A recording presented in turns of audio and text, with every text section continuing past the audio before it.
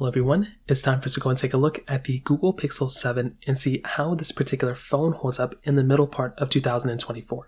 Now, this phone has been out for a little bit of time now, and I definitely am a fan of this particular device. I think Google did a really good job with this particular phone when it first came out, and I still think for a lot of people, it's still completely worth buying for sure. It's not the best phone of all time, and there's definitely problems and issues with it for sure, but I still think it's pretty much worth buying in the middle part of this particular year. If you want to pick up this phone, links are down in the description. You can get them from there, and you can help support the channel at the exact same time. Now, starting off with the outside of the Pixel 7, everything here still looks very, very good. The front of this phone is giving you a 6.3-inch OLED display, and it still is a really nice looking display for the most part. And that's something I actually like a lot about this particular phone. Like if I'm going through and buying one of these types of devices, I like the fact that this particular phone is still holding up very well from that particular perspective. Again, it's not the most perfect phone of all time, but I do think for the most part with the front, Google did a good job, hole punch display. It does look slightly different than maybe some other phones, like especially like the Pixel 8, but it's still a good phone and I definitely do like the way it looks. On the other side, you're still maintaining a lot of good stuff here too. The, sides of these phones still feel great.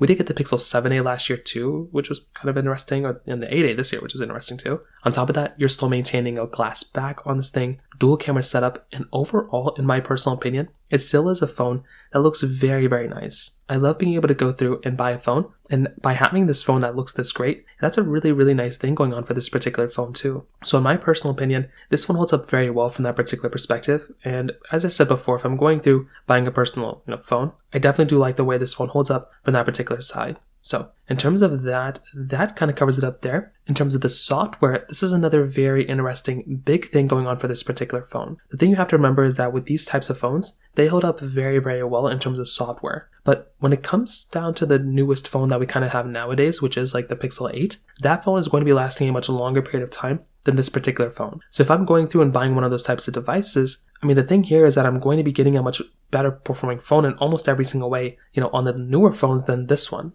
So that is kind of the issue that's going on here, that, a phone like this isn't really going to be doing insanely well compared to the newest generation. So, but beyond that, it's not the biggest deal in the world, but it's just one of those small things to kind of keep in mind here. So from that particular perspective, from the software side, that kind of covers it up there as well. Now, on top of that, another very big thing going on for this particular phone is the fact that this device is still a pretty decent performing phone when it comes down to it. The Google Pixel 7 from the performance side is still holding up fairly decently, I would say, from the performance side. It's giving you that Google Tensor G2 chipset inside with 8GB of RAM inside of it. Now, it's definitely not the most amount of RAM we've ever seen.